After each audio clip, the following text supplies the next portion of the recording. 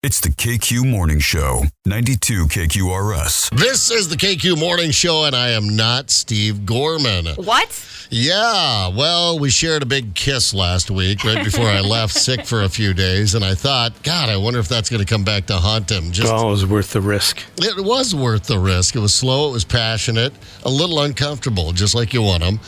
We share the same studio here. So, yeah, I took my turn. That nasty cold going around, man. The COVID cold is back. And so that's what I get for traveling over the 4th of July weekend. I brought that back to Minnesota.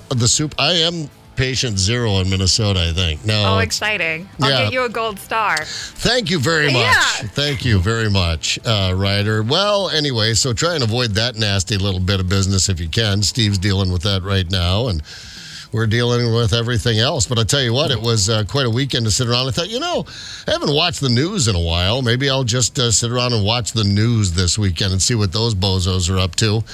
But nothing happened. No. Dead weekend. Quiet, yeah. Just quiet. Kind of nice, for the planet, I think, when you have these slow news weekends and nothing to talk about. Where to start? Let's get into some of the top news over the weekend, I guess. We will get to, Vikings wide receiver Jordan Addison.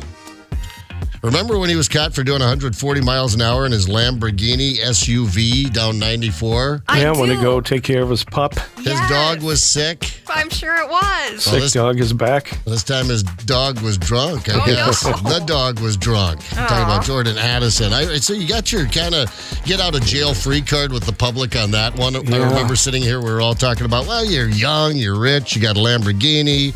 3 o'clock in the morning, no toxicology on that. He was just clean, sober as a preacher. Sure. That night, just out putting the hammer down on the Lamborghini. Who could blame him? Yeah. And then, of course, he had the sick dog excuse, which we all snickered at. But now it's getting more serious, Jordan. Now you've got an issue on your hand. So they caught him in L.A. Friday night, passed out behind the wheel.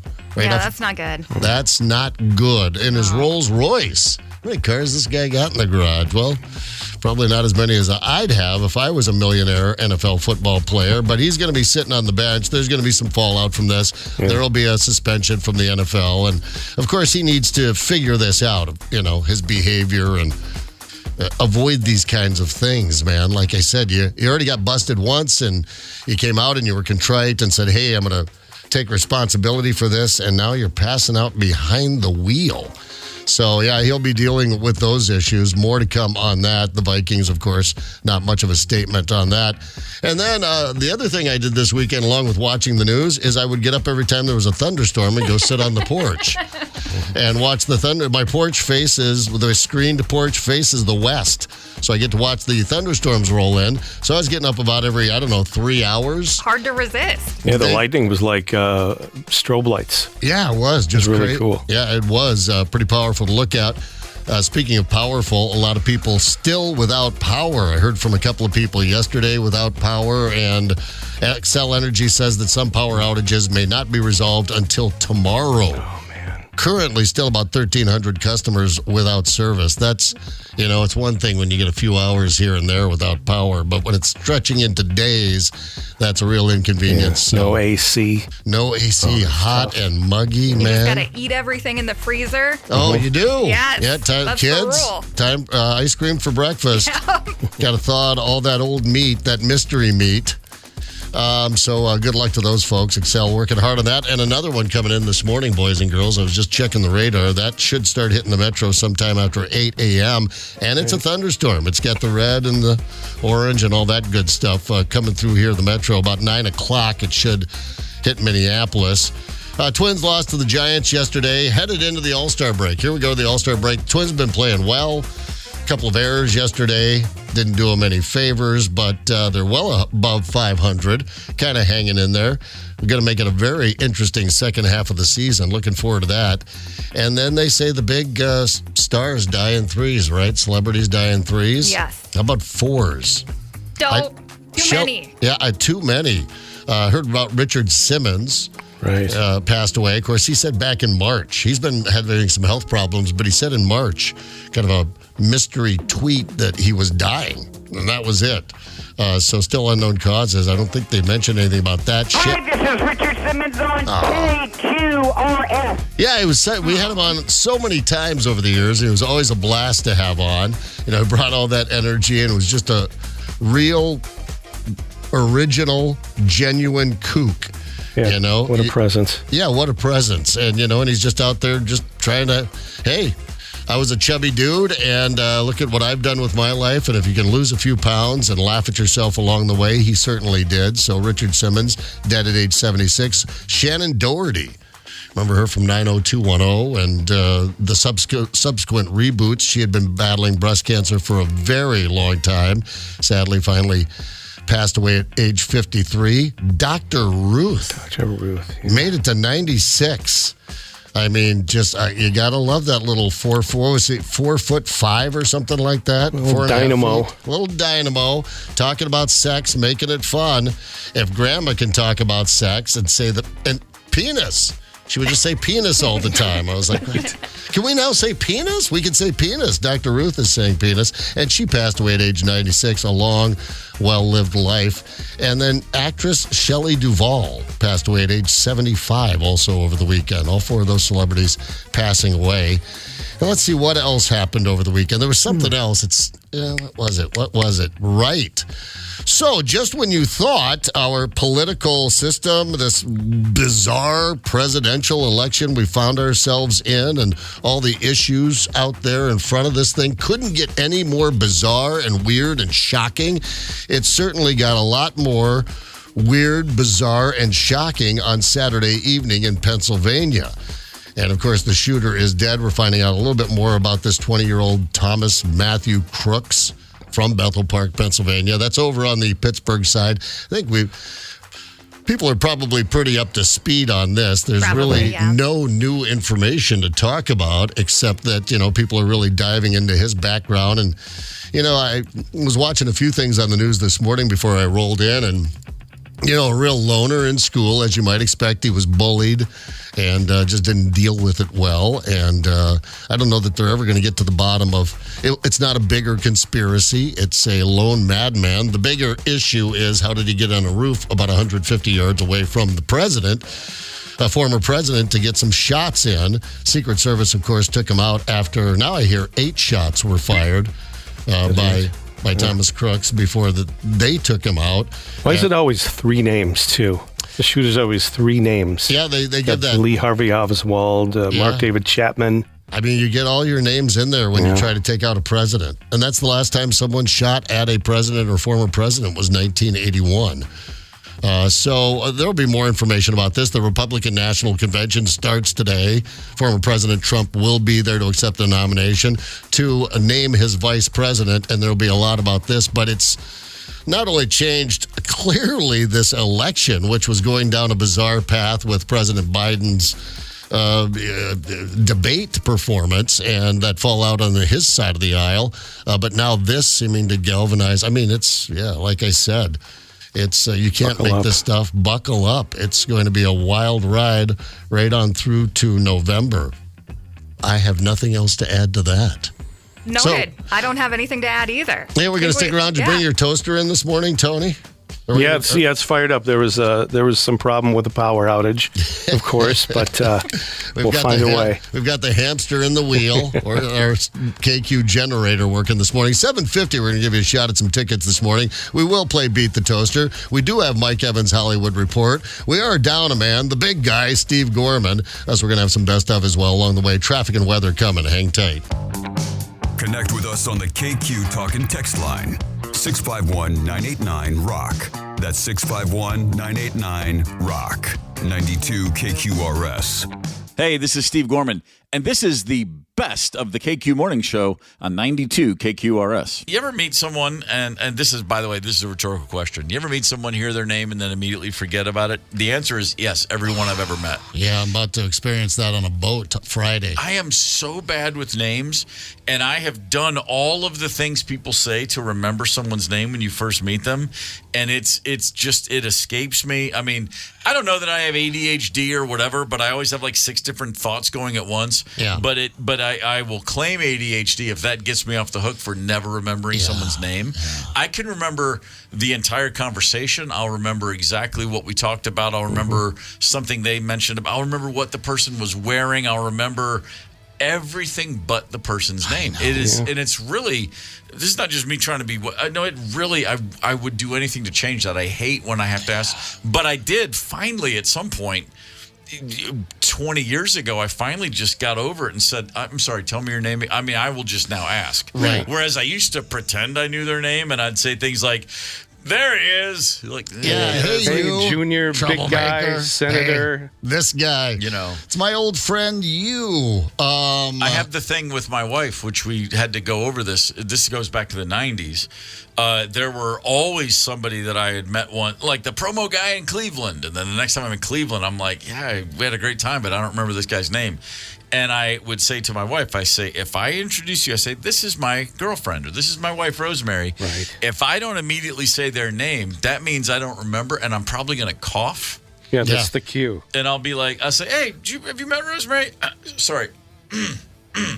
And then she'll go up and, sorry, what's your name? And then the person goes, I'm Dave. And I'm like, yeah, Rosemary, Dave. I told you about Dave. And I'm like, oh, thank God. Did you ever, on the way to an event like this, get into a little tiff with her and she left you hanging? Just because, there's the cough, you're not getting it. Oh, God, yeah. Just left you hanging. Take a lozenge, honey. I've been in relationships only because they would do something like that. They'd be like, okay. So my rule was if they come up and I don't introduce you right away, and they say, hey, Zep, how's it going? And I don't say, hey, so-and-so, this is so-and-so. That means I don't remember their name. And why don't you just jump in and say, and then, but yeah, I've been on dates where they wouldn't do that. And I'm like, this isn't going to work out. Maybe because you made it a rule. Yeah, I don't have many. I have that one, and anyway. But rule number 1: save a drowning man. Well, how hard is it? Yeah, that's right. So, but you have some tips here because 4 steps they say. These are maybe 5.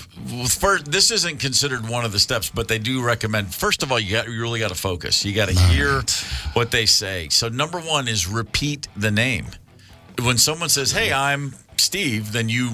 Sorry, say that again. Or if it's an unusual name, it's really easy because you say, can you spell that for me? I can't imagine myself meeting someone and then saying, how do you spell that one? I mean, if they said their name was Hergitaby, okay, sure. I'm sorry, what? Hergitaby? Hergitaby? How do you say that? How do you spell that? What is that? Is that Hungarian? I get that. Did you just make that name up? I did. I don't even. You don't even remember it now, do you? I don't. Hergita. I said Hergita. Spell purgatory. Purgatory. Hergitaby. That's it. Hergitaby. If it's not something, but see, if it's someone if someone says Tammy, there's a bunch of different ways to spell Tammy. Okay. So that one you can go, how do you spell that? Oh, I knew someone that was Tami. I knew someone, maybe. And maybe, but a few times, repeating the name a couple times when, Dave, okay, you're Dave. Oh, good to meet you, Dave. Right on, Dave. I mean, I guess that helps, but I don't know that I could ever say that without looking like I'm trying to make sure I remember the name. But again, that's fine. Why would that stop me from doing it? I'm trying to remember your name, you would think, but I would still hold myself back from repeating their name several times. I should just get over it. How about this? Number 2, it says think of someone else with the same name. It could be a celebrity or just someone you knew in high school. If you link the name with somebody who's already a part of your long-term memory, it helps you to remember it. What if you use their TV name? You're like, good to see you again, Gilligan. Bob. Oh, Bob. Yeah, that's right. Ooh, I see that. I feel like there would just be these long pauses after, hey, I'm Steve. Everything all right? Hold on, I'm trying to memorize your name. Hold on, so it's Steve. All right, doing a word association. Hi, I'm Steve. I immediately think of a car with its roof smashed off from bullets starring Steve McQueen. I'll never forget it. That's not how it works. You're fast back. No, wait, that's not happen. It. Number 3, think of something it rhymes with. So you shouldn't always choose the Tony first. Baloney. Don't always choose the first rhyme that pops in your head. The crazier the rhyme is, the better your chances of remembering it. So actually, that's a good one, Tony Baloney. What rhymes with Hergitaby? Hergitaby is Smirkitaby. Hergitaby, Smirkitaby. Purgatory. Purgatory. I feel like I'm in purgatory having a conversation with you. Purgitaby. Say my name. Here's what I do on like say, for instance, the karaoke cruise tomorrow night. Right. We'll be out there. I just say Scott for men and Lisa for women, and I'm right half the time. That's it. Just Lisa. No? Oh, man. The sister. No? No, it's funny. I do, like I said, I remember faces and I remember things that we talk about, but the name is tricky. And again, ahead of the cruise tomorrow night, and I'm just gonna ask, hey, tell me your name again. Sorry, just get used to it because man, it's but eventually it sticks. Yeah. But like Johnny, the bassist in the Black Crowes, when we first started the band, he was and he would be the first to tell you, he's total scatterbrain, can't keep a thought straight, linear doesn't work in his brain. That dude remembers everybody's name he ever met. It's one of those things I used to be so in awe of. I'd be like, hey Johnny, who's this guy? He was here last time we played. In Seattle for the second time ever, and he'd be like, that's Mike and Corey and Hergadaby. And I'd be like, how in the world do you remember these names? He will have 1,000 people at his funeral for 2 reasons. You're in awe. That he's just great to hang out with because he knows their name. Yeah. And then if you know someone's name, like every once in a while I've just guessed. I'll be like, Dan, it's been a year, man. You meet a lot of people. That's really cool. You remember my name. So people love to have their name remembered. I remember that I get away with that though because again they're offended that I don't remember their name, but then I will say, but you have your Uncle Charlie threw that 300 in Toledo, and they'll be like, oh my God, like that's the thing. I remember the bizarre thing we talked about, everything but the most important part of the conversation, which is the person's damn name. I just buy him a drink. It cost me a lot of money. I remember one time I met a woman. She was working with the record company, doing something great. We had a really nice chat, and she was wonderful, really. And I probably saw her a year later. She was like, "Hey," and I go, "Hey, what's going on?" And I said, "You still dating Dave?" And she was like, "No, we broke up." I'm like, "Oh, okay." And then later in the conversation, she goes, "You don't remember my name, do you?" And I go, "No." She goes, "You remembered I had a guy named Dave, but you don't remember my name." It was this whole thing, and I was like, "Yeah, sorry, sorry." It's just the things you remember. Yeah. Hey, it's not personal. Yeah, you had a crush on Mr. Green Jeans as a child. I remember we were drunk. You admitted it. She's like, oh, my God. But you don't know my name. Hey, whatever. What's your face? These things happen. Yeah.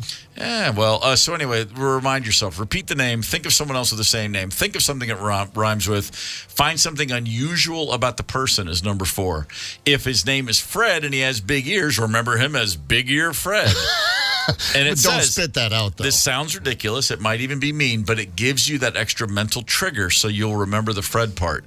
I've seen a thing where a guy took a deck of cards and he peeled over every card and then remembered all 52 in order. And because he would attach something to each thing and somehow pull that out, and I look at that and just go, stop, forget it. Want to go play some blackjack at one of the casinos with me? I also saw something recently that said if you take a deck of cards and you shuffle it, and shuffle it and shuffle it, and then lay them out in order, that order of cards has never been dealt before. I think I read something. The number, 52 cards, the likelihood that anybody could ever possibly shuffle them in the same order is beyond grains of sand in the universe. It's in the hundreds of numbers in a number, one in however many chances. It's really astonishing, like beyond what you can even possibly process number-wise. That just, I was like, really? Huh. And then I'm still trying to figure out how you did one little tiny card trick. Right, exactly. How did you know it was the 3 of clubs? I saw, and again, speaking of card trick, I saw that because I just saw a guy on Instagram, and he showed a pretty basic kind of card trick and showed how it was done. And I was happy to know, but then I was kind of just bummed out because I'm like, I don't want to know that you actually just lied. It's a trick. Yeah, he tricked you. I like the David Blaine thing where the card is somehow in an orange that's never been peeled. Right. I don't like it. I don't like that I just turned it upside down on the deck when you weren't looking. I was like, come on. Yeah. Give me something a little better than that. No, you didn't pay, if you didn't pay for the ticket, you're just going to get a bar trick. I guess not. I would have been happy I would have been happy to keep the mystery alive. Like the mystery that is, I'm sorry, your name again, sir? It's just what it is. I have to accept it. Brian. I'm never going to figure it out. At this point, look, I'm going to be 59 in August. Is it too old to truly learn how to remember names? Well, no. I mean, if you apply yourself, it's too old to want to care about remembering someone's name, probably. Of course, you have the capacity to learn it, but do you want to anymore? Yeah, I'm trying to I'm trying to get less information in my brain. Like, you know what I mean? Like uncluttered. I think you know, if let's assume if I'm lucky, I'm 2/3 of the way through. The first third is you're just kind of like, it's cool, and then the second third you focus and you make sense of it and you figure out your way in the world. Climb the mountain. And then the third is like just less, just less. Leave me alone. I need less information. I'm busy tonight. Just need more drinking songs and less names. That's what I need. That's what's going to make me happy here. Big movie reviews, the latest news on rock stars, celebrities, and world-class athletes, and plenty of juicy love nuggets, too. We're heading west for Mike Evans' Hollywood Report on the KQ Morning Show. Hey, good morning, everybody. Hope you had a great weekend and all is well. We start off with the elephant in the room. While the country is shocked with the assassination attempt of former President Trump, I remind you that in the Department Store of Human Affairs, my job is to keep you informed with the toy department of Hollyweird and the entertainment world. However, there is a Hollywood connection here. 2 years ago, a Washington, D.C. reporter, a friend of mine, Tom Long, called me less than 2 years ago to tell me, among other things, that Kim Cheadle had been named the new director of the Secret Service. I asked, well, where did she come from? He said, well, she was a big wig at Pepsi-Cola and did all of their national television campaigns. While taking the job, she said her main objective was to hire more women and cut the budget of the Secret Service. Yeah, well, how's that working? I can say no more. Since we last spoke, we lost 3 Hollywood people: Richard Simmons, Shannon Doherty, and Dr. Ruth. Dr. Ruth was 98 years old. Check this out. Dr. Ruth was an amazing lady. Before giving sex advice on radio and television, Dr. Ruth escaped the Holocaust as a child, and when she was 16 years old, was trained to be a sniper and killed Germans during World War II. Wow, Dr. Ruth. May all 3, though, rest in peace. So right is right, department. I'll give it up. When I get a jump on a story or make a prediction that turns out to be right, I don't hesitate to take a bow and point it out. And while I still believe that Alec Baldwin would have been found guilty of involuntary manslaughter, but as you know now, Alec Baldwin has been cut loose and the whole case dismissed on Friday. Well, it wasn't due to the facts, but it was due to the prosecution playing fast and loose and not sharing discovery evidence. Because by doing that, which is the same as cheating, the case should have been thrown out and Alec Baldwin should have been turned loose. But boy, Alec Baldwin is very lucky. And according to those people that are close to P. Diddy's sex trafficking investigation, Diddy could be looking at 40 years in prison. 40 years. Meanwhile, Eminem has made public statements that he is not surprised.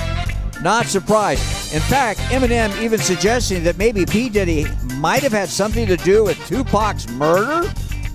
Wow, I'll keep digging on that.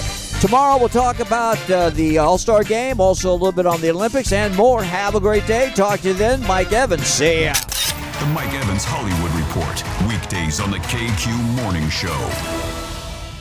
It's the KQ Morning Show, 92 KQRS. In studio with us right now, Randy, is it Santel or Santel? Randy Santel, yes. Randy Santel. We spoke about Randy at length yesterday.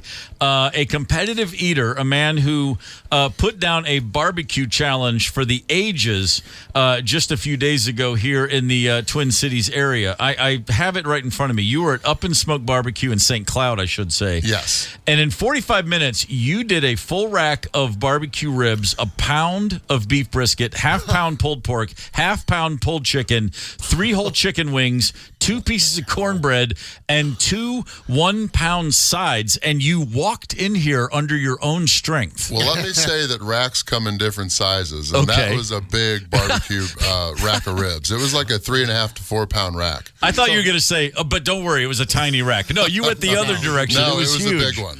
Randy, I have so many questions. We all do. So forgive our ignorance. We're flying blind. That's all right. How does one get into the world of competitive eating? Were you just were you just naturally a big eater? I mean, as quickly. I mean, I don't need the 30-minute story, but how do you go from I really like to eat a little more than my friends to suddenly you're able to do this? Well, I've always been a big eater. Okay. I played high school football back in the day in St. Charles, Missouri, near St. Louis. But I was my very first job was at Subway.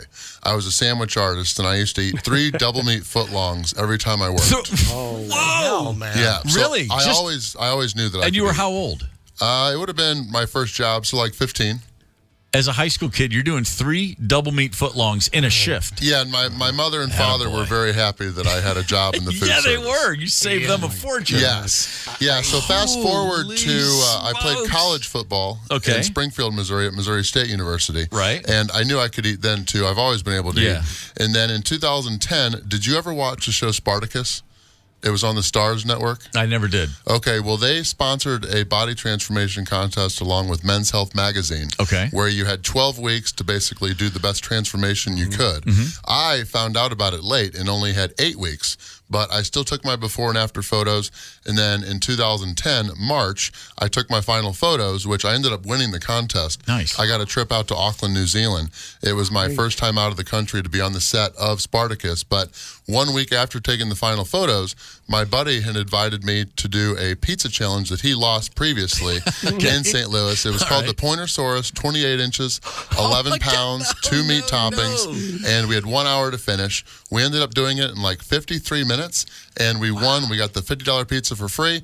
We got a check for $500 and then sweet T-shirts, and then I've been pretty much hooked ever since. First of all, this seems like a magic trick to me because, Randy, I'm a pig. I'm a big eater. I eat until I hurt, and then I eat a little more to teach myself a lesson.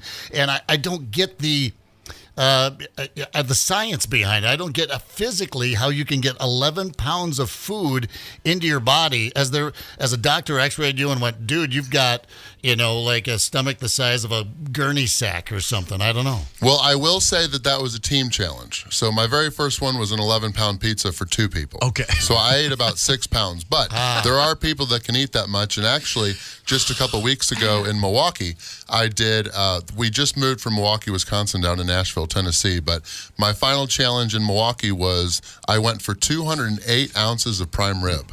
What the?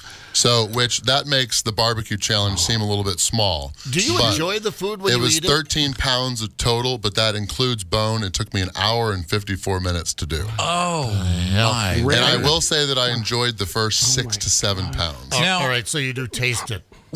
What's the hour, what'd you say, an hour 53? What was it? Hour and 54 minutes. It's one of the longest food challenges I've ever done. That's focus. But it would have been $400 if I failed. I did not want to do that. You don't want to do that. So At Ward's House of Prime. So then walk me through the next 2 hours. You got that much food in your. What there's happens? no walking. There was. I got home and I laid down, and I sat down and just sat there. What I mean, when you have that much food in you, it's miserable. I'm the guy on the show that's going to ask the question. You had to know this was coming. You've been asked before, but what are we talking about bowel movement wise here? When it's time to, what's happening? Well, I always say that the colon is only so big. So it's not, if you eat a 72-ounce steak, you don't just poop out 72 ounces. Right. So it's more about frequency. Yeah, sure. Right. So. You got to keep the pipes. You got to keep regular. Yeah, that's actually very important, especially because I'm one of the few people that do like back-to-back-to-back challenges. Like just the day before the barbecue pizza or the barbecue challenge, I did a pizza in Albertville at Andy's Hometown Pizza. Yeah. My buddy that lives in Owatonna, he came up and we split a 30-inch monstrosity pizza that was probably around 12 pounds.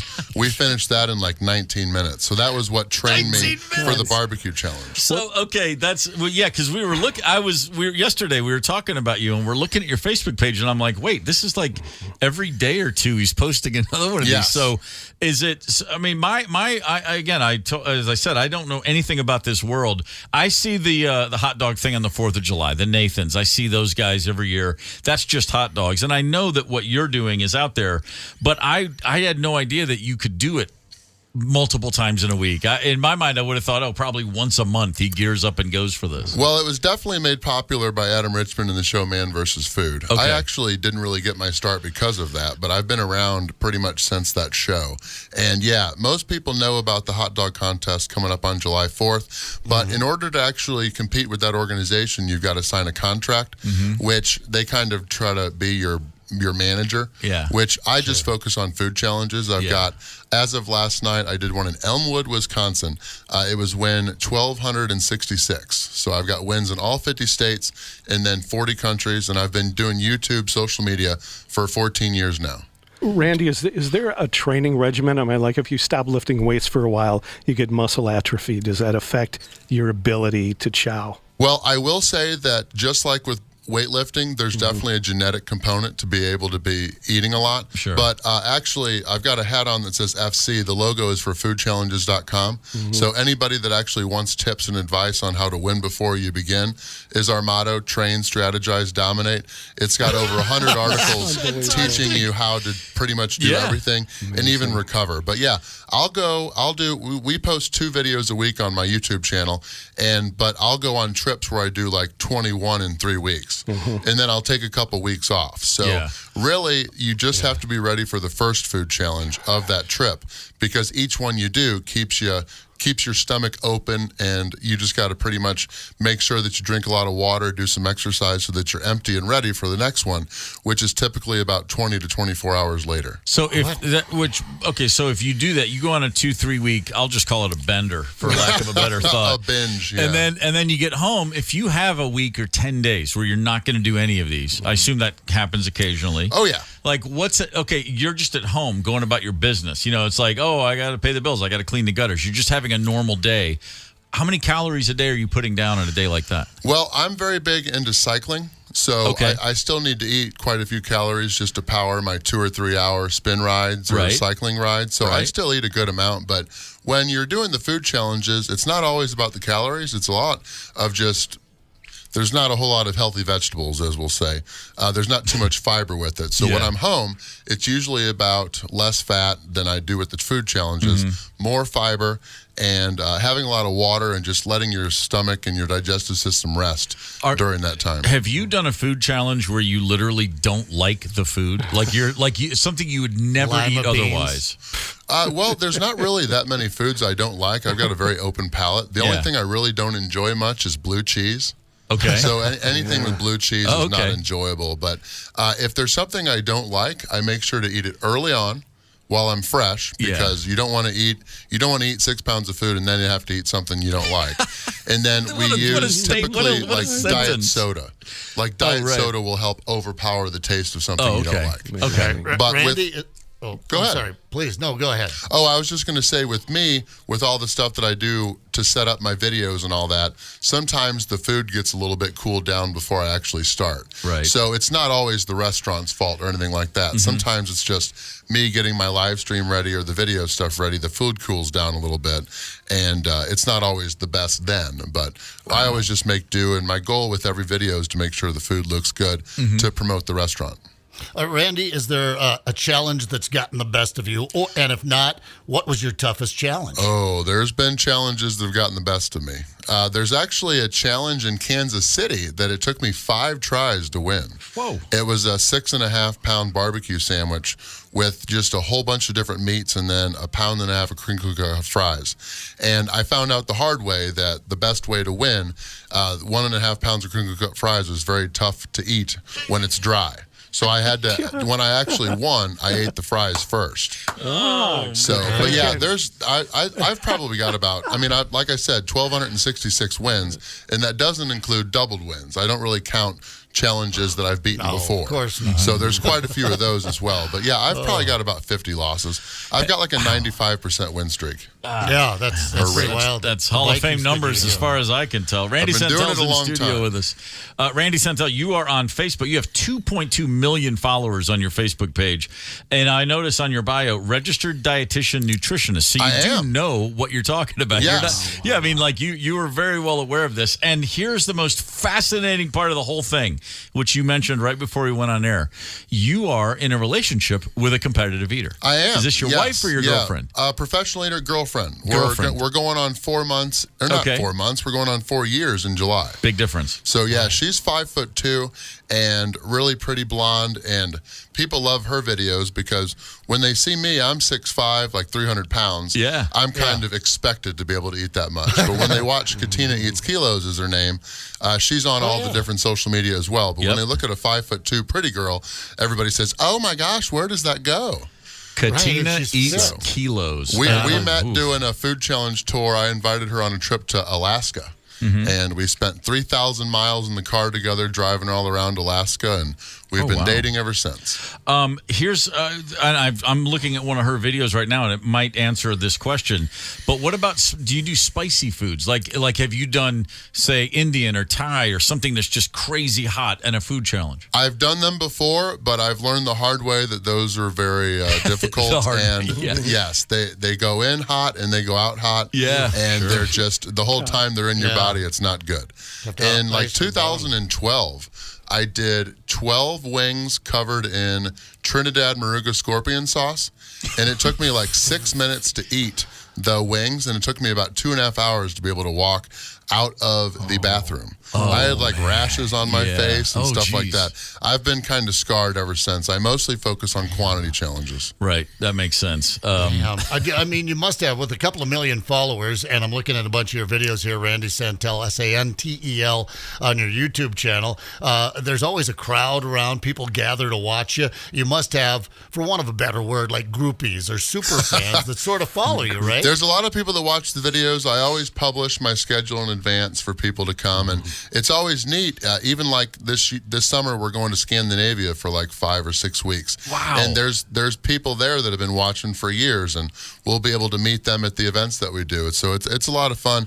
That's probably the best part. Is we get to eat great food that ends up being free, which is always nice. We get T-shirts, but we get to meet the restaurant owners, usually great staff and good people. But meeting the people that have been supporting us for all these years, and especially me, Katina's been doing it for about 4. I'm at 14 now. And so to meet people that have been watching for like a decade, who already pretty much, because they've watched so many videos, feel like they know me. Yeah, it's awesome. Really cool to meet them for a little bit. Is there a challenge out there you've not gotten around to yet that you know exists? That's like, what's the Mount Everest? Is there one that stands above the rest in your mind? Well, actually, just up in Duluth, Minnesota, not too long ago, I went to Big Daddy's and I did a massive 11 half-pound patty burger with 22 strips of bacon, 22 slices of cheese, and then 2 pounds of fries. So it was like 11 pounds. And that's very similar to my Mount Everest, which is Eagles Deli in Boston, Massachusetts. I've got to be skinnier because it's about the same size burger, maybe even a little bit smaller than Big Daddy's, but there's 5 pounds of fries. And so that's going to be difficult. But if I beat the Eagles Deli Burger Challenge, I'll be able to retire the next day just fine. Wow. I don't need to eat any challenges bigger than that. Yeah, do you have a contemporary, a challenger out there somewhere where I got to beat this guy, right? I mean, do you compete against anyone else? Rival. No, I mean, our fans and our viewers always try to create competition between all the different YouTube channels and stuff like that. But as far as most of us, we don't feel like we're in competition. I mean, in reality, we're in competition with all of the other stuff that people have the option to watch. I mean, we're competing with cats, just like you guys. You're competing with other stuff, not even in your realm, for people's time. And so, I mean, with me, since 2012, really, I've always been doing all these food challenges so that I can grow my audience and do better as as of 2015, a registered dietitian. I started back at school again and got my second degree in dietetics from 2016 to 2019. And then I took a break, and then we moved up to Milwaukee, Wisconsin, so that I can do a 1,200-hour dietetic internship and then complete my master's degree, which I'm just about done with. So I'll be retiring from all the food challenges to focus on using my social media to help people better understand nutrition, fundamental nutrition, and weight management. Certainly checks out. I'm looking at your page. So Sunday, you're at Parkway Pizza. Yes. What is the 16-inch carnivore pizza challenge? Yeah, I got my flight at 3:50 p.m. to make sure I could do a lunch challenge before I get out of here. But yeah, the Longfellow location of Parkway Pizza, I'll be doing a 16-inch carnivore pizza. And it's not... I hope they don't hear this, but it's not the hardest challenge. So, sure, it's only 16 inches. I think I'll do fine with it. So they are going to actually let me add some toppings. So I'm probably going to add some healthy vegetables to that as well. Very nice. And I'll have like a half hour to do it. It'll be fun. It'll make a good video. And then you'll roll right onto that flight and just, no one on that plane will be any the wiser. And then I will get home and I'll get right on the bike and start burning it off. Man, that is... All right. I got to hear it twice, and I know our listeners are leaning in. Parkway, Longfellow, Parkway Pizza in the Longfellow location at what time? At 12 p.m. Yeah, I got to make sure I get done in time. And high noon. If you can't make it, it will be live streamed on my Facebook page. Everything's Randy Santel. We've got TikTok. We've got Snapchat. All that different stuff. All right. Man, that is absolutely awesome. Okay, so as a kid, you're growing up near St. Louis, Missouri. St. Louis, Missouri. Let's go high school. Back in the days when you are a sandwich artist at Subway and you're putting down 3 foot-long double meats a day, what are you listening to? What was your music? Actually, like I was telling you before this, my very first concert was Styx, REO Speedwagon, and Bad Company. The classics. Yeah, I didn't get into country music until later. But yeah, I would say stuff that my dad used to listen to. Okay, yeah, right on. And now that you're in Nashville, you have more live music going on all around you every night of the week. It's hard not to find something to do. It's actually going to be very tempting because when I'm not traveling, I'm trying to diet. But there's just so many temptations and opportunities to go do fun stuff in Nashville that I'll definitely have to learn to control myself and have some discipline. I'm not worried about you in that regard. The fact that, like I said, the fact that you walk in here, you look great, you stand up straight. You're not. I would have to be wheeled everywhere if I spent one day in your shoes. Well, it's not always the food that packs on the pounds too. Well, that's very true. That's very true, man. Randy, seriously, this is so cool. We were talking about you yesterday, and then we were able to get you in here. So thanks for coming. I had quite a few subscribers actually message me and say that they heard about me on the show. So, great.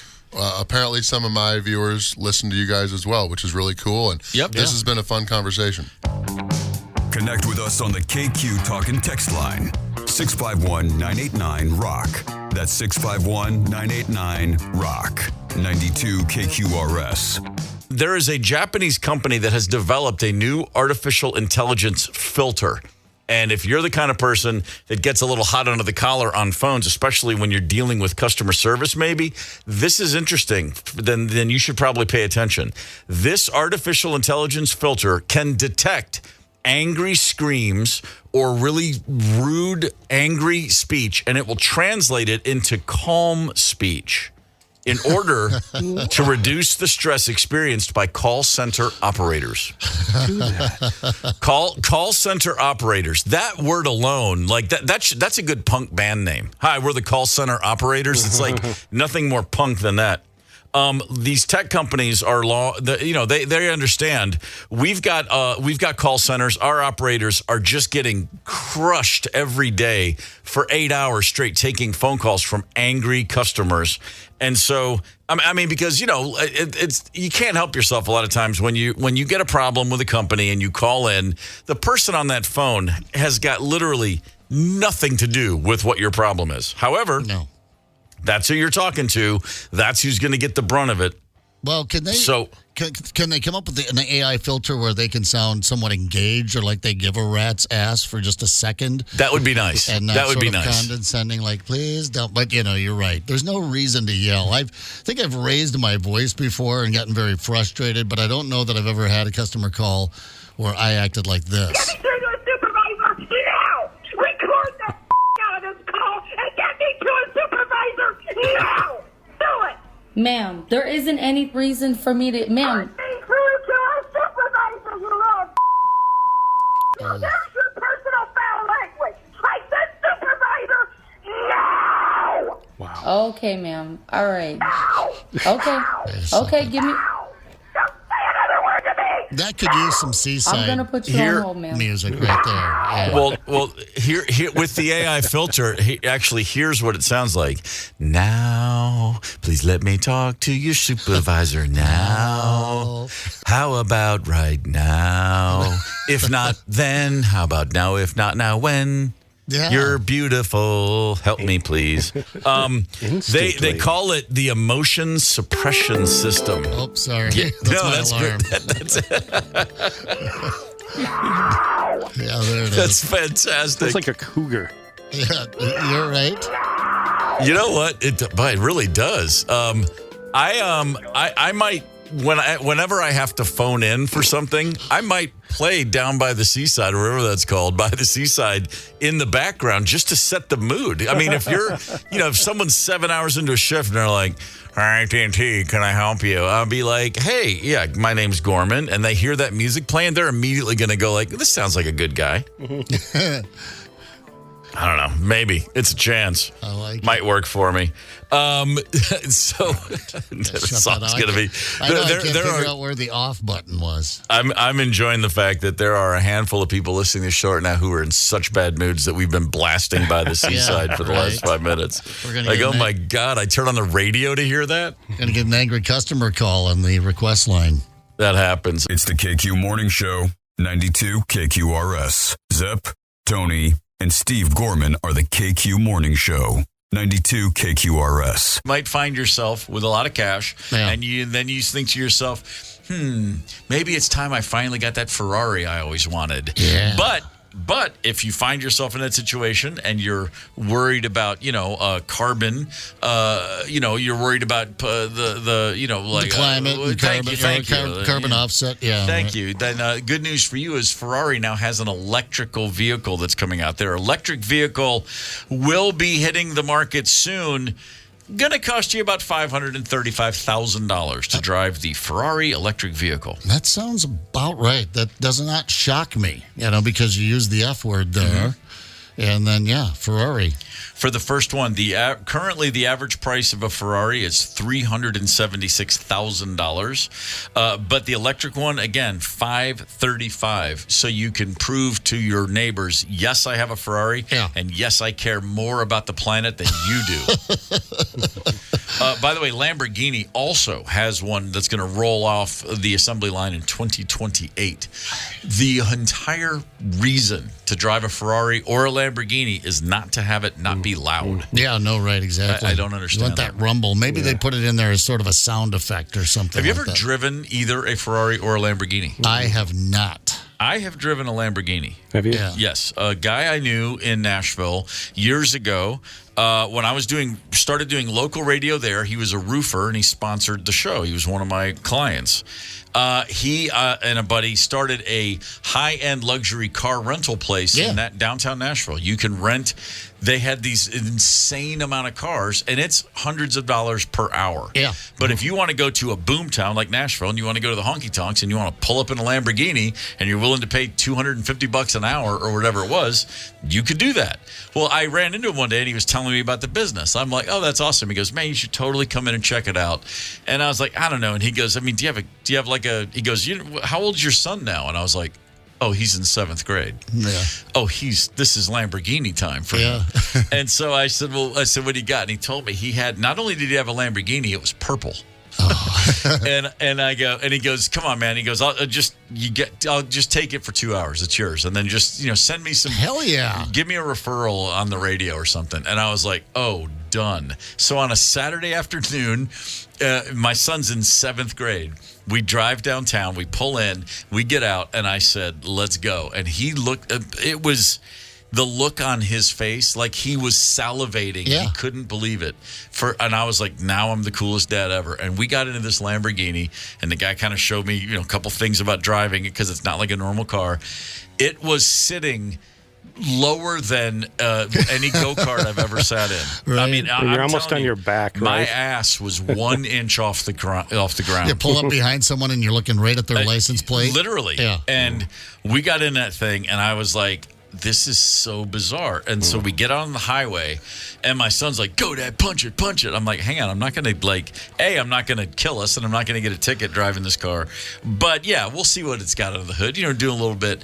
But And Connell is like, everyone's looking at us. And because everybody notices you in that car. Sure. It's a purple Lambo. But then what I realized was, and everyone's thinking, who's the douchebag driving the purple Lambo? That's every face is like, what kind of dumbass is that? It just felt Every ridiculous. one of them with the same offer on the table would have taken it. We talked about that band selling out thing. No, earlier. It was hilarious. We had a great time. We drove down, got off the interstate, got off in a little kind of country lane, and I was flying around, and it handled great. It was a lot of fun. Pulled up outside the front. We went to the house though, and a neighbor comes by, and he's like, "Man, nice new car." I'm like, I'm in a Volvo wagon or the Lambo. No, dude, it's not my new car. Trust me. And so then it was time to turn the car back in. And that evening, we got it late afternoon. Connell had a buddy at school who was having his bar mitzvah that day, and he goes, "Dad, you gotta drop me off at the bar mitzvah in this." And I was like, "Absolutely not." He goes, "What do you mean?" I go, It's I don't remember which kid it was. He goes, it's his day, and we're gonna pull up to this like teen rec center they've rented for the party, and you're gonna get out of a Lambo. Everyone's gonna assume it's him. I go, no, we can't do that. And he was like, I can't believe it. Come on. And I'm like, what's the big deal? And of course, he'd already told everybody. Yeah. Wait till you see what I pull up in. He's texting all his friends. You want to be seen in? Yeah, I get it. And I was like, dude, I'm sorry. I just can't do it. I can't. We didn't do it. He learned a valuable lesson. Yeah, Steal someone else's thunder, man. That's right. It's not your day. What you want to do is pull up in front of a dollar store and walk in. And then haggle with them. As long as someone's calling me an a-hole at the end of the day, we will have done our job. Well, they have those operations in Las Vegas, where you can rent those really wild cars that you're talking about, the plum Lambos and that sort of thing. And I always wanted to do that when I was out there because it's Vegas. You get on that straight strip of road, I forget what the highway's called, but it's hammer down and you're on your way out to Bakersfield or whatever. But, it was Vegas. I was always drunk, so I never got around to it. But I wanted to do it. Yeah, one of these days. I'll get there. A sober day in Vegas. All is not lost. Connect with us on the KQ Talk and Text line. 651-989-ROCK. That's 651-989-ROCK. 92 KQRS. We got most of the KQ Morning Show back, and that's enough to try and beat that damn toaster. All we need is a Tony Lee, and we have a Tony Lee and a couple of callers. Tony, take it away, brother. You watch your language. Put damn in there with our lovely, pristine toaster. I know, but it is a damn toaster. All right, we're going to play this, and it's fun, fun, fun. It's that glorious time again for Beat the Toaster. You know it, you love it. It's the Northland's most beloved anxiety-induced game sensation. Here's what we do. We pop a slice of bread into the toaster. That's right here in the studio. We're going to give you a category. Then you name as many things that pop into your pretty little head as possible in 15 seconds before the toast pops. All right. All we need are a couple of contestants. Mm-hmm. And contestant number one. Number one is the lovely Kathy from Forest Lake. Good morning, Kathy. Good morning, Kathy. Hello, how do you do? Kathy should be there. Hi, Kath. I hear Kathy making noise. Kathy? Oh. Yeah, good morning. I'm trying to hear you guys. It's kind of... loud? Okay. Quiet? It's one of the two. Where are you at, Kathy? Good morning. Are you sitting quietly at home this morning? Staying busy. I already walked the dog, swept the floor. Yeah. You got the rain rolled in up there yet? You guys getting the rain in Forest Lake? Yeah, it just started. Yeah, all right. It's moving through. All right, while it rains, we have a toaster, and we have a game show, and you are our first contestant, and you're going to have to beat that toaster. I'm going to turn it over to Tony Lee, Kathy. Thanks. All right, you ready, Kath? We're going to give you a category. You name as many as you can in the 15 seconds it takes for the toast to pop. Now, for you, why don't you tell us types of pasta shapes. Go ahead. Wait, say that again. Pasta what? Pasta fagioli. Did you say pasta shapes? Pasta shapes, different kinds of pasta shapes. Go.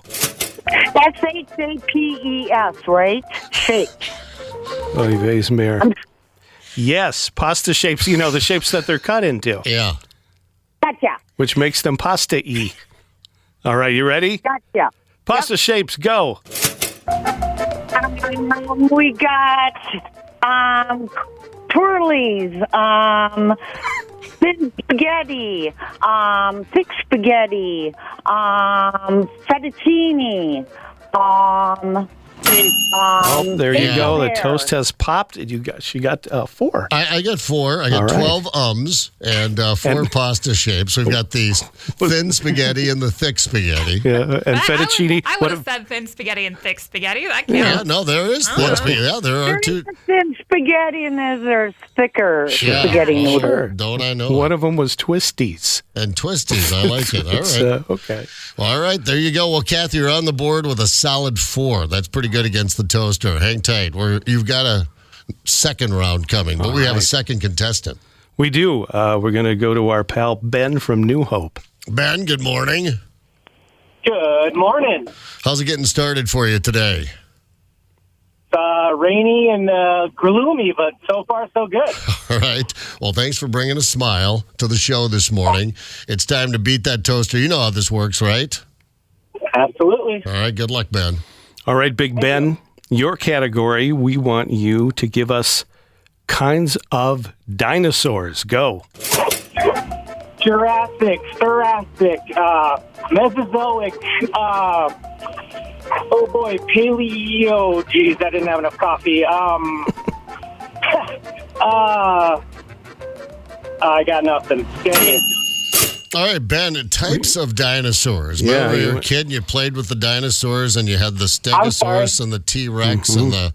I think you were going for You went eras. for the periods. Yeah, well, dinosaur periods. What are we still gonna good, though. Yeah. You got 3 of them. Yeah, 3 of those. Yeah, so... Got it. You Well, got- types of dinosaurs is even easier, but I just right. misheard you. No, yeah, you took the harder path, Ben. I like that. Monday morning. He's not screwing around here. Took the road less traveled. Yes. Yeah, all right. Well, but the news here is that Kathy has 4, Ben has 3. We're nearly at a tie for round 2 where things get a little more difficult. We'll kick it back over to Kathy. All right, Kathy, you ready for your next category? Ben, I like that. Monday morning. You're not screwing around here. Kathy, you got to turn the radio off. All right, well, or turn it way up and we'll just listen to some reverb this morning. That's always fun. Well, I was trying to listen to the other contestant. How do you think he did? I think he got 3 or 4. Yeah, you got 3 or 4. You're in the lead by 1. There's no Nice, cool. Don't get too lax now. Don't rest on that one lead now. You've got to build on that. Here with the second, it only gets weirder now. Tony's twisted mind. Oh God, here we go. Oh, all right, welcome back, Kath. Congratulations to you. You were just named Ms. Finest Minnesotan of the Year. Hell yeah. What talent or characteristics do you possess that won you that title? Go ahead. Swimsuit, best legs, best boobs, best outfit, best hair, best makeup, best feet, best shoes, best dancing, best singing, best twirling, Wow. All right. You're just the best. She piled it on, I think. No. I got 11 there. Kind of want You get 11? Kind of want a photo. I got now, 11. Yeah, I got 11. That's what I Holy got. smokes. For a 15.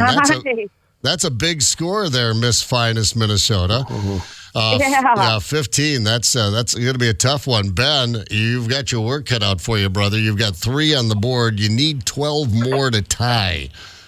So, boy. yeah, you're going to have to rapid fire this thing, man. Put her on full auto. Okay. All right, Tony? I believe in you, Ben. Thank you, buddy. I want you to name some animals that you could realistically actually defeat in a fight if you had to, using only your fists. Go to it. Cat, dog, goat, parrot, goldfish, iguana, chinchilla, ferret, marmot, I got Wow, toast has popped. Yeah, I got 8. I got 9. 9 on that? Okay, we're going to go ahead and give you the 9. Unfortunately, the 9 doesn't get you to 15. It gets you to 12. Although I'm going to give Ben credit on this one. I think every one of those damn animals he could pummel with his fist. Mm-hmm. Yeah, chinchilla, to think about it. Yeah, the iguana. I'm a lover, not a fighter. Well, you kept it manageable there with your list, but you really got after it. That was a hell of a comeback. You almost caught her at the finish line. 12 does not beat 15. So Kathy is headed off to the Ledge Amphitheater this Friday. Our winner, Ben, Kathy, both of you, thanks for participating this morning, playing our little game show, Beat the Toaster. So she's off. So that's Three Dog Night in Little River Band. I bet Mama Dottie would get off the couch for that one. She was a big Three Dog Night fan. And you said, Ryder, that sucker's about sold out. Just some single tickets up there at the Ledge. What a great place to catch a show. Yeah, that's just about sold out. And hot tip, I have some inside info. Later this week, also just about sold out, that Foo Fighters show coming to Target Field July 28th. Starting Wednesday, we'll have tickets for you to get into that sucker. I'm looking forward to that. And speaking of tickets, KQ's Rock the Boat 80s Cruise headed to Stillwater Friday, July 26th. That's a week from this Friday on Stillwater River Boats, of course, featuring live music from Rough House Rocks, drinks with the KQ crew, and free food, boys and girls. Tickets are on sale now at 92KQRS.com, sponsored by Huffman Weber Construction. It's the KQ Morning Show. 92 KQRS. Zep, Tony, and Steve Gorman are the KQ Morning Show. 92 KQRS. And if you are a fan of that 70s show and now that 90s show, you certainly know who Kurtwood Smith is. Kurtwood Smith now joins us on the KQ Morning Show. He plays Red Foreman. Kurtwood, good to talk with you, sir. Thanks for calling. Steve, so happy to be talking to you, especially on this day. And thanks so much for making a little time for me. I appreciate it. Of course, sir. I'm going to start in the Wayback Machine. You and I go back to RoboCop and Dead Poet Society, the two things that first jump out at me. Different parts, but parts that when the movie was over, whether it was the writer's intention or not, you were the character that I was like, oh, that guy was amazing. And you've always had that ability to these characters you play, they tend to really stick with me. And Red Foreman's one of those guys as well. Could you have imagined when you guys started shooting that 70s show that it was going to be such a hit? I mean, is there any way that you had that feeling of, oh yeah, we're onto something? Because it doesn't feel like that was that was a guaranteed winner out of the gate. Well, no, here's the thing. I think, I like to say that I knew the show was going to work about episode 3 when I said, some bad things don't happen to you because you're unlucky. Bad things happen to you because you're a dumbass. Right. And the audience went nuts. And I thought, okay, they are really dialed into the family situation. And they love Eric, and they like Red, and otherwise they wouldn't really respond as well to that joke. Now, that said, I didn't know it was going to run for 8 years. I didn't know we were going to do 200 episodes of the thing. But it was a pleasure, and as it is in the '90s show. A pleasure to go to work every day. Yeah, I'm sure that's the case. You've been at this a while, and it's a great thing to have it come back around, I'm sure. And you've done so many different things. It's always got to be exciting to get into a new situation, new learning, something so it doesn't feel repetitive. But at the same time, when you are on a series, like you said, for 8 years, that feels kind of like you're in the perfect place. You're still creating, you're still getting scripts, you're still working a character, but that familiarity over the years, I assume it just grows and grows and makes it better every season. That's exactly the way I felt it happen. I mean, if I look back on the show, as the newer shows, when I say newer shows at the beginning of our run, they're wonderful. But then if you look at the shows later on, there's so much more depth in the script and in the characters. And that's one thing we're lucky in a sense, because even though we have all these new kids on the show, Deborah Jo and I are picking up where we left off. And these new kids, they did such a great casting job on these guys, because not only are they talented, they've got individual characters, and yet they work so well together as an ensemble that it's wonderful to watch them. It's wonderful to see and be a part of their growth as performers, as well as physically. These kids are so young. Like Ren Doy's a foot taller than he was last year. So yeah, right. That's got to be really rewarding to see every subsequent generation. There's still great talent out there, and there's still, thankfully, places for kids like that to find gigs. Yeah, and I'd like they got this gal Callie who plays our granddaughter. That casting is so great. She does things sort of unintentionally that are perfect Eric reactions. Her father, so to speak, and she's tall and skinny and funny. Just like Topher Grace. So. Kurtwood Smith, Red Foreman in that 70s show and that 90s show, the man responsible for reintroducing the word dumbass to our daily lexicon. Kurtwood, you're going to have to indulge me for a second here. I am a lot of things, but nothing more than a McMillan man. Oh. And you and I have a mutual friend in Steve Conrad. And you know Steve? I do. I just spent some time with him. We've been buddies for a long time. And Boy. You just hit my pleasure button right there. I mean, Steve Conrad. I can't say enough about that guy and that show Patriot and the other one, Perpetual Grace, that we did. Sure.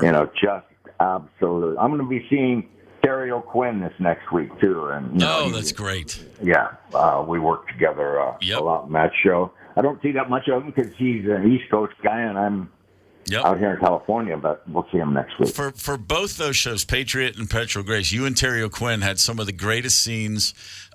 Patriot especially. I'm a fan of the podcast. Leslie Claret is a real person in my world. So, I have to just take a moment and say that character and that performance in what is also in every way a brilliant show, my favorite show. But you are the glue in that thing, man. I loved everything. The first time I saw it and watching you in every episode, it's truly my favorite thing ever. Oh, thank you so much. I really appreciate that. It just was very special for me, and I think about that show all the time and wish we had done that damn third season. I know. Because we really wanted to. There were some things that could have been wrapped up. Anyway, sure. That's. Yeah. Don't let me get away though without saying how great it is to be working with Deborah Jo Rupp. I feel like I'm one of the luckiest actors working to be able to work with her. She is such a talent and such a close friend of mine. We really have each other's back. I had a rough first season because my back had gone real bad. And she was there supporting me every day on stage, or, when we were rehearsing or performing, I knew if I was in trouble, I could give Deborah Jo a look, and she'd save me somehow. So. Sure. No, you guys that's as great a TV couple as there's ever been. I mean, without a question, you guys, you're not acting up there; you're just living. It's pretty obvious. All right. So tonight on Netflix, as we speak, 90s show season 2 is available. Part 2 today, part 3 in October. Kurtwood, it is an absolute pleasure to have you. I know you're a busy man. Thank you for taking the time. Thank you. Thanks for having me on. I really appreciate it. See ya. And good luck with the rest of your show, Steve. Right on. Thank you, sir. We'll talk soon. Connect with us on the KQ Talk and Text line. 651-989-ROCK. That's 651-989-ROCK. 92 KQRS. There is a man in Albuquerque. He is our favorite dumbass of the moment. His name is Artemio Sanchez Ortega. He's 46 years old, so he's not a kid. He was a little upset with his ex-girlfriend, and he had this great idea. You know what? I'm going to go to her house and I'm going to burn it down. Psycho. I am planning at the age of 46 for the first time ever to commit felonious assault via arson. And he did just that. He brought cans of gas, jumped a fence, put the gas down, and was ready to set her car and then hopefully her house on fire. The funny part of this story, again, this is our dumbass of the moment, a neighbor's Ring camera captured the whole thing. Yeah. The house didn't so much catch a fire, but he did. He lit himself up.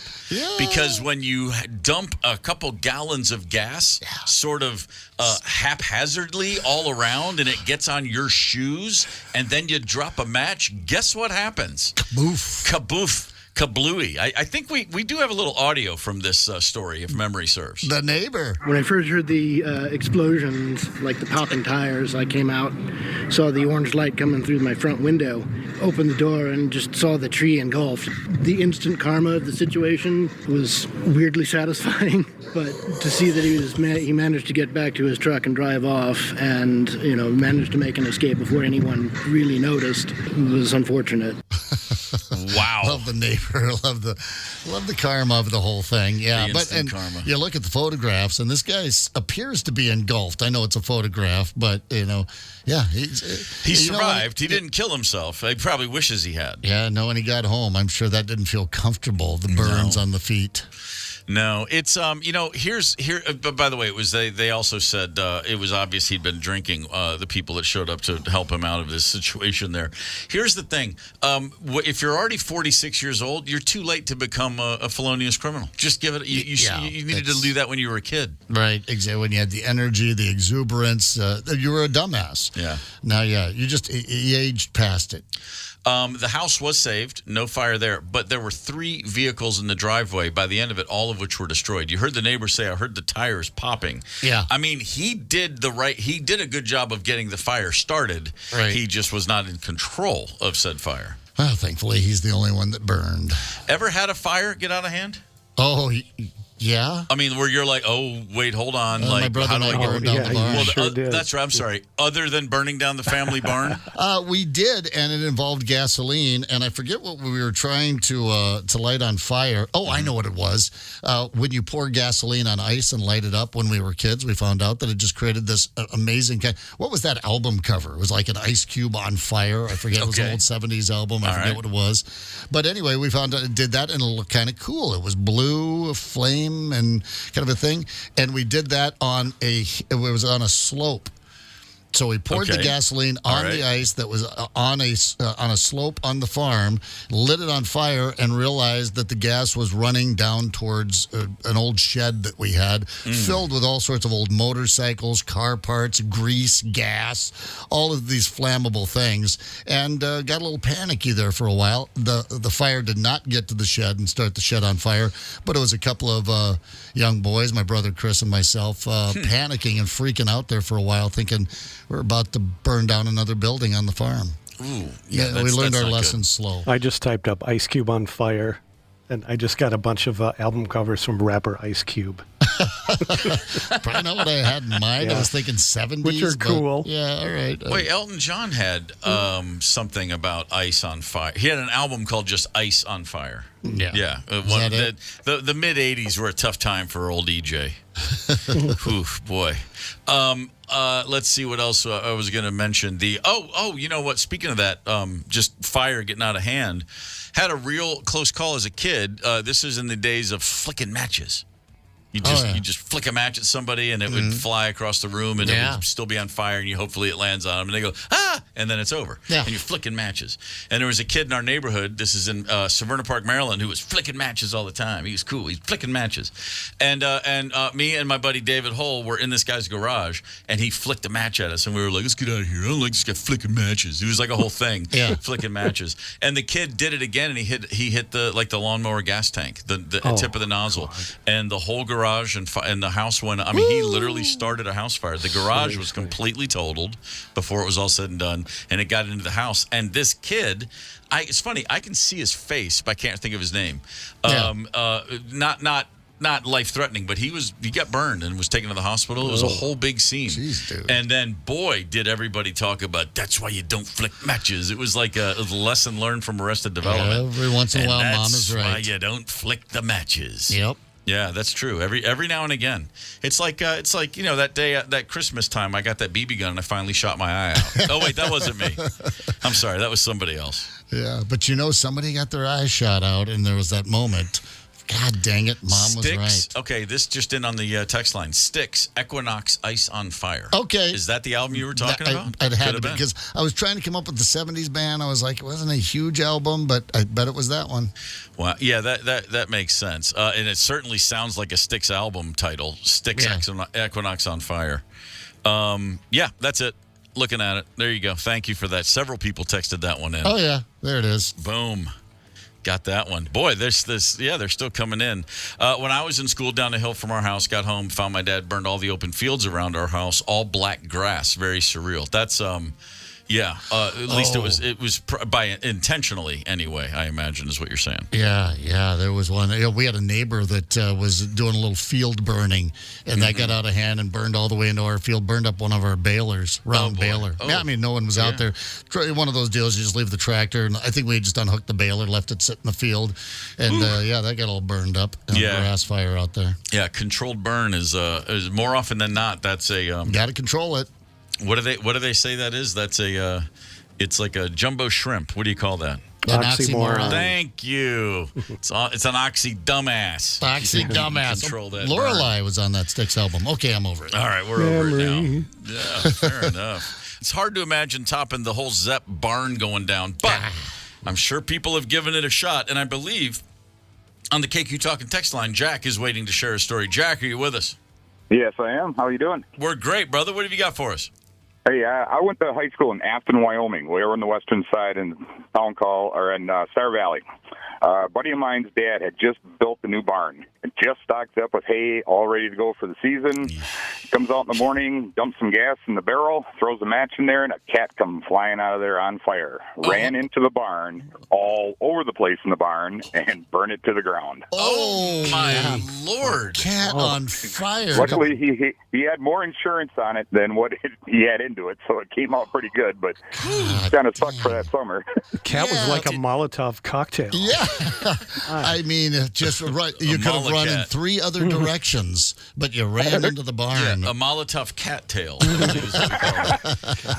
I hate to ask, did the cat make it out alive or no? Doesn't sound like it. No. It was, we had that small barbecue with the cat, and then we had a big one after we got the new barn built. Yeah. Yeah, right. Wow. Brand new barn. Hopefully the hay in the barn and everything was insured. Oh yeah. He said for more than he had. Yep, in it. yep, So that's, yep. Because he had a lot of people helping him build it instead of builders building it. So yeah. I tell you what, man, that's a memory that's seared into the old brain. The idea of a cat on fire running into a barn and setting it all off. Yeah. You're not going to forget that one anytime soon. Thank you for the call, Jack. That was worth the wait, brother. You betcha, guys. Have a great day. What'd you call that? A Molotov cattail? Molotov cattail. Okay. That is brutal. Yeah, there's a lot. I'm sure there are no shortage of oops fire stories out there, and hopefully, of course, they can end tragically. Yeah, we're more interested in the ones that aren't so tragic. More maybe like, oh my God, I can't believe that happened. Right. I have, there's the average. Like everybody, somebody shows you, hey, take a can of WD-40 and spray it and then put a lighter at the end of the thing, and you do that. And then I was at the Schaus house, the party house, high school where the Schauses lived, and I saw a kid doing that. And at the exact perfect time, someone said, hey, but if the flame starts to move towards the can, because it eventually shoots in there and it can blow. And then he launched it as the can did blow up, but he had let go of it. Oh yeah, because he's just holding that flame like a little flamethrower, and all of a sudden it just like the fire's like, I need more of this. I'm going to go into the can. That's right. And dude just threw it out to the left. Thankfully, nobody was over there, and it just that made a whoo. How we did not blow our heads off blowing up Mom's Aquanet cans. First of all, we found out that that whole thing, because there was I was in the KISS Army, and Gene Simmons blew fire, and someone said, hey, if you take your mom's hairspray and a a Bic lighter, and we're like, what? We can be Gene Simmons? So we'd hold it up and do our little Gene Simmons thing, and then Mom would be, why am I out of Aquanet? And then we found out we could blow them up in the old burning barrel out there, and we blew up many. And Dad's advice was, well, just stand back a little, boys. I know you want to blow things up, but just stand back a little bit. But, they don't give enough credit to the ozone layer. When we were kids, it was going away. It was because of Mom's Aquanet. A very real concern, and they fixed it. They literally repaired the ozone layer, which is why no one talks about it anymore. Yeah. And they don't give enough credit to the fact that they just stopped selling Aquanet.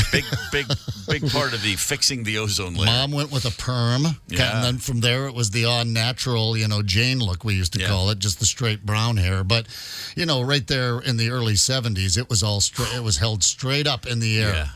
Mom had the beehive going with it was at least a can a day. My high school girlfriend's mom, there are two products she was never very far from: Aquanet and Tab. She had a Tab on ice and a can of Aquanet ready for every moment. Give me a tube top and some bell bottoms, and let's disco.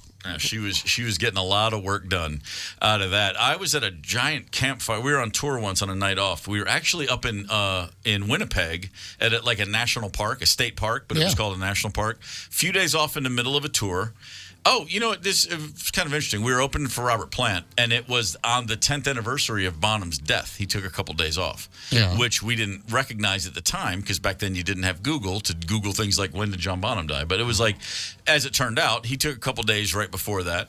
And so we're in the middle of Canada, and we just pulled the bus into a state park. The Robert Plant's crew and band, they were all going to this resort that was deserted because it's late September, which is already getting cold up there.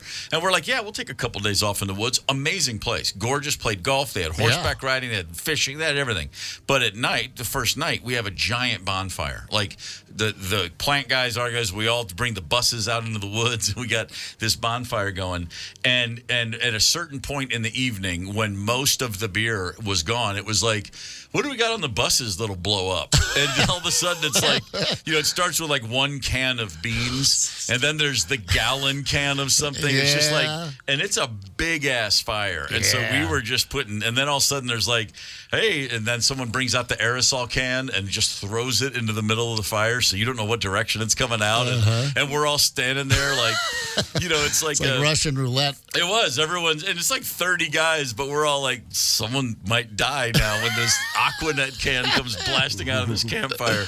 No injuries reported, but some things went very high into the air on fire. It was a good night. Now I'm remembering, you start talking fires. I'm remembering a buddy of mine in South Minnie had a Christmas tree every year, and he'd throw it in the backyard, and then it would just sit there and rot. And then in the summer, about this time of the year, it'd get really dry, and we'd be back there having a few beers, and we should light that thing on fire. Well, an old Christmas tree in South Minneapolis in a backyard, we set that sucker on fire. The flames going 50 feet in the air. All of a sudden, there's embers, and when I talk about embers, not the little firefly-sized embers, but the size of your head drifting over into the neighbor's trees. Yeah, the fire department was called, and that cost him about $5,000. Really? They charged him for that, here's Paul Hurley with a text. How the mafia set fire to buildings. They tied a gas-soaked tampon to a rat, set it on fire, and released it in the building. True story.